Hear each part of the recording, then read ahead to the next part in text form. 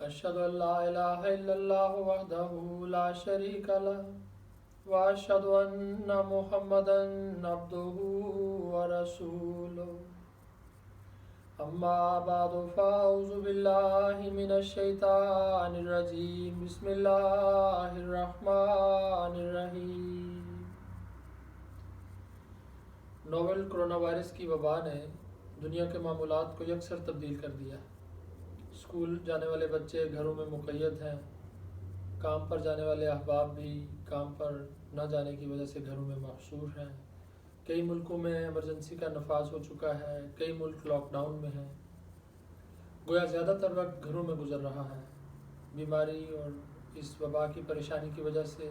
ذہنی تناؤ کی کیفیات بھی ہیں، لیکن اس دوران اللہ تعالیٰ کی طرف سے راحت و سکون کا ایک موقع ہمیں نصیب ہوا ہے، یعنی رمضان کے مبارک ایام۔ اگر ان ایام کو ہم اللہ تعالیٰ کی بیان فرمودہ تعلیم اور حضور صلی اللہ علیہ وسلم کے اسوہ مبارک کے مطابق گزارتے ہیں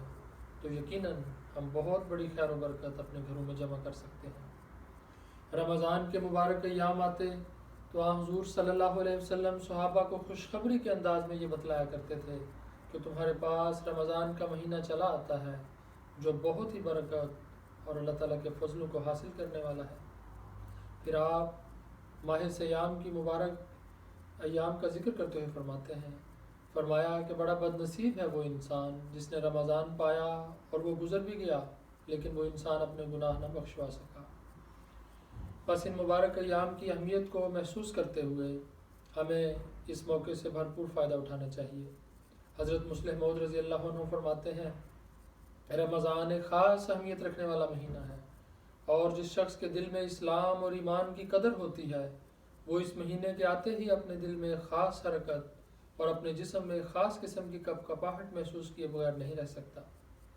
بس آج جب ہم لاک ڈاؤن میں ہیں، جب ہنگامی حالت کے نفاذ کی وجہ سے گھروں سے باہر نکلنا عموماً کم ہے یا گھروں میں مقید ہیں، تو ان ایام کو ہم یہ کہہ سکتے ہیں کہ ہم گھروں میں مقیم ہیں، اور روزہ اللہ تعالیٰ نے مقیم لوگوں پر فرض کیا ہے، یعنی ایسے لوگ جو سفر پر نہ ہوں۔ گویا ہمارے لیے نادر موقع ہے کہ ہم قدرتی طور پر ایسی زندگی میں سے گزر رہے ہیں، ایسے ایام میں سے گزر رہے ہیں کہ ہمارا زیادہ وقت گھروں میں ہے۔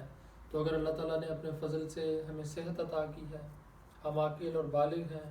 اور ہم پر روزہ فرض ہے، تو ہمیں روزہ رکھ کر اللہ تعالیٰ اور حضور صلی اللہ علیہ وسلم کے احکامات کی تعمیل کرنی چاہیے۔ لیکن اگر کوئی مریض ہے یا کسی کو یہ خدشہ ہے کہ روزہ رکھنے کے نتیجے میں کوئی بیماری حملہ کر سکتی ہے تو پھر اس کو روزے سے پرہیز کرنی چاہیے۔ اللہ تعالیٰ سورۃ البقرہ میں فرماتا ہے کہ تم میں سے جو کوئی مریض ہو یا سفر پر ہو تو وہ بعد کے ایام میں گنتی پوری کر لیا کرے۔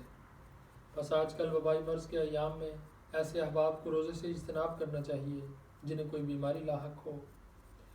حضرت مسیح موعود علیہ السلام نے بڑا ہی عمدہ اور لطیف نقطہ بیان فرمایا ہے۔ آپ فرماتے ہیں کہ اللہ تعالیٰ کی طرف سے عطا کردہ رخصت سے فائدہ اٹھانا بھی تقویٰ ہے۔ حضور کے الفاظ یہ ہیں کہ اصل بات یہ ہے کہ قرآن شریف کی رخصتوں پر بھی عمل کرنا چاہیے۔ خدا تعالیٰ نے مسافر اور مریض کو دوسرے وقت روزہ رکھنے کی اجازت اور رخصت دی ہے، اس لیے اس حکم پر بھی تو عمل رکھنا چاہیے۔ میں نے پڑھا ہے کہ اکثر اکابر اس طرف گئے ہیں کہ اگر کوئی حالت سفر یا بیماری میں روزہ رکھتا ہے تو یہ معصیت ہے، یعنی اللہ تعالیٰ کی نافرمانی ہے۔ پھر آپ فرماتے ہیں کہ جو شخص مریض اور مسافر ہونے کی حالت میں ماہ سیام میں روزہ رکھتا ہے وہ خدا تعالیٰ کے صریح حکم کی نافرمانی کرتا ہے۔ خدا تعالیٰ نے صاف فرما دیا کہ مریض اور مسافر روزہ نہ رکھے، مرض سے صحت پانے اور سفر کے ختم ہونے کے بعد روزے رکھے جائیں۔ بس حضرت مسیح موعود علیہ السلام نے اسلام کی تعلیم کی اس خوبصورتی کو نہایت مؤثر رنگ میں ہمارے لیے پیش فرمایا کہ اللہ تعالیٰ نے بیماری کی صورت میں ہمیں رخصت عطا کر رکھی ہے، لیکن جو صحت مند ہے، جس کو اللہ تعالیٰ نے یہ طاقت دی ہوئی ہے کہ وہ روزہ رکھے، تو اس کو ان روزے کے ایام میں خاص طور پر روزہ رکھ کر عبادت، دعاؤں اور حضور صلی اللہ علیہ وسلم کے اسوہ مبارک کے مطابق رمضان کے ایام گزارنے چاہیے۔ لیکن پھر بھی جو روزے سے محروم رہ جائے، حضرت مسیح موعود علیہ السلام فرماتے ہیں کہ ایسے افراد جو روزہ نہ رکھ سکیں، روزے سے محروم رہ جائیں، وہ یہ دعا ضرور کریں کہ الہی یہ تیرا مبارک مہینہ ہے اور میں اس سے محروم رہا جاتا ہوں، اور کیا معلوم آئندہ سال زندہ رہوں یا نہ، یا ان فوت شدہ روزوں کو ادا کر سکوں یا نہ، اور اس سے توفیق طلب کرے تو مجھے یقین ہے کہ ایسے دل کو خدا طاقت بخش دے گا۔ پس رمضان بڑا ہی مبارک مہینہ ہے اور اس کی برکتیں ایسی ہیں کہ جس کا شمار نہیں، اور یقیناً ہم سارا سال اس انتظار میں رہتے ہیں کہ اللہ تعالیٰ رمضان کے دن نصیب کرے تو ہم روزے رکھیں، عبادات اور دعاؤں سے اللہ تعالیٰ کا قرب اور لقاء حاصل کرنے کی کوشش کریں۔ اگر کوئی ایسا شخص تھا جو اس انتظار میں اپنی گھڑیاں گزار رہا تھا تو اس کے لیے بڑی ہی خوشخبری ہے۔ حضرت مسیح موعود علیہ السلام فرماتے ہیں، وہ شخص جس کا دل اس بات سے خوش ہے کہ رمضان آ گیا اور میں اس کا منتظر تھا کہ آوے اور روزے رکھوں، اور پھر وہ بوجہ بیماری کے روزہ نہیں رکھ سکا تو وہ آسمان پر روزے سے محروم نہیں۔ لیکن اگر کوئی روزے سے محروم رہ جاتا ہے پھر بھی بیماری یا کسی عذر کی وجہ سے روزہ نہیں رکھ سکتا تو وہ قرآن کریم کے حکم کے مطابق فدیہ ادا کرے اور رمضان کی برکات سے فیض یاب ہونے کی کوشش کرے۔ یہ تو ابتدائی بات تھی، لیکن اس کے علاوہ رمضان کی بے شمار برکات ایسی ہیں جن سے ہم باوجود ان مشکل ایام کے فائدہ اٹھا سکتے ہیں۔ اگر کوئی بیمار ہے تو وہ بھی فائدہ اٹھا سکتا ہے، بچہ ہے تو وہ بھی ان برکات سے حصہ پا سکتا ہے، بڑی عمر کے افراد ہیں تو وہ بھی ان برکات سے محروم نہیں رہ سکتے۔ وہ سب سے پہلی برکت تو ہے نماز تہجد، دعاؤں اور نوافل کی برکت۔ خاص طور پر ان ایام میں جب ہم گھروں میں محصور ہیں تو کوشش یہ کرنی چاہیے کہ اہل خانہ کے ہمراہ نماز باجماعت کا اہتمام کریں، نوافل پڑھیں، تہجد کی طرف توجہ کریں، اور جو تراویح پڑھنا چاہیں وہ تراویح بھی پڑھیں کہ یہ بھی ایک نوافل کی صورت ہے، اور اس ذریعے سے بھی قرآن کریم سنا اور سنایا جاتا ہے۔ بس عبادت کا کوئی موقع ہاتھ سے جانے نہ دیں۔ حضور صلی اللہ علیہ وسلم کی کیفیات کا ذکر کرتے ہوئے حضرت عائشہ بیان فرماتی ہیں کہ آپ رمضان کے آخری عشرے میں داخل ہوتے تو کمر ہمت کس لیتے اور راتوں میں خود بھی جاگتے اور اہل خانہ کو بھی بیدار کرتے۔ بس ہمارے لیے رمضان کے پہلے دن سے ہی یہ کیفیت ہے کہ ہم گھروں میں محصور ہیں تو اہل خانہ کو بیدار کریں، بچے اور بڑے مل کر گھروں میں نمازوں کا اہتمام کریں اور اللہ تعالیٰ کے فضلوں کے طلبگار ہوں۔ خاص طور پر آج کل اسکولوں سے چھٹیاں ہیں تو بچے بھی نمازوں میں شامل ہو سکتے ہیں۔ نماز تراویح کے بارے میں حضرت مسیح موعود علیہ السلام نے ملفوظات جلد نمبر 10 صفحہ 22 پہ یہ ارشاد ہے۔ حضور فرماتے ہیں، تراویح بھی سنت ہے، پڑھا کریں، اور کبھی گھر میں تنہائی میں پڑھ لیں، کیونکہ تراویح دراصل تہجد ہے، کوئی نئی نماز نہیں۔ بس اصل تو تہجد ہے، تہجد کی طرف توجہ کریں، لیکن جو تراویح پڑھنا چاہیں وہ اس برکت سے بھی فائدہ اٹھا سکتے ہیں۔ تہجد کے بعد اگلی برکت کا موقع سحری کا موقع ہے۔ سحری میں بچے اور بڑے، جو روزہ جن پر فرض ہے وہ بھی، اور جو روزہ نہیں رکھ سکتے وہ بھی سحری کے کھانے میں ضرور شامل ہوں۔ حضور صلی اللہ علیہ وسلم نے فرمایا ہے، تسحروا فإن فی السحور برکۃ، کہ سحری کھایا کرو کیونکہ سحری کے کھانے میں برکت ہے۔ آج کل لاک ڈاؤن، ایمرجنسی یا گھروں میں محصور رہنے کی وجہ سے اسکولوں سے بھی چھٹیاں ہیں، لہٰذا بڑا ہی نایاب موقع ہے کہ بچے اور بڑے سحری کے بابرکت کھانے میں شامل ہوں۔ اور سحری کے کھانے میں بعض دفعہ رات تاخیر تک جاگنے کی وجہ سے یہ خیال بھی پیدا ہوتا ہے کہ کھانا کھا کے سو جاتے ہیں، لیکن اس میں یہ بات ذہن نشین ہونی چاہیے کہ حضور صلی اللہ علیہ وسلم کا مبارک طریق اور سنت یہ تھی کہ صبح فجر کی نماز سے قبل سحری کھاتے تھے، اور اسی کو باعث برکت قرار دیا گیا ہے۔ پھر فجر کے بعد تلاوت کی سنت کو زندہ کریں۔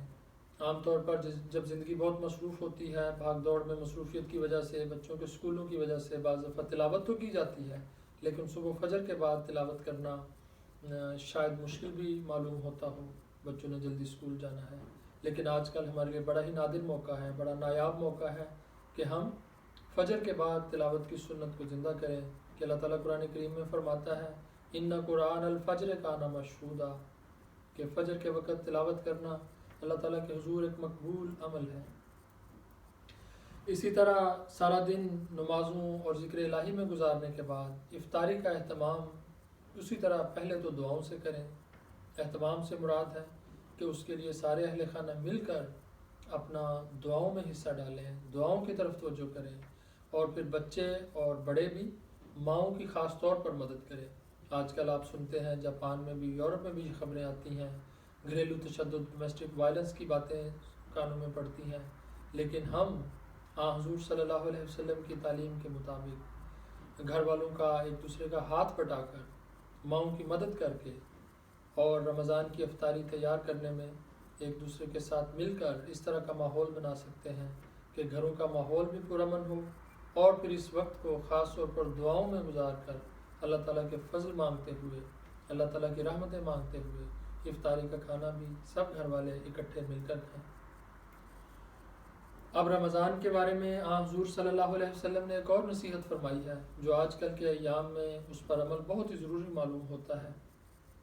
حضور صلی اللہ علیہ وسلم نے رمضان کو ہمدردی اور مواخات کا مہینہ قرار دیا ہے۔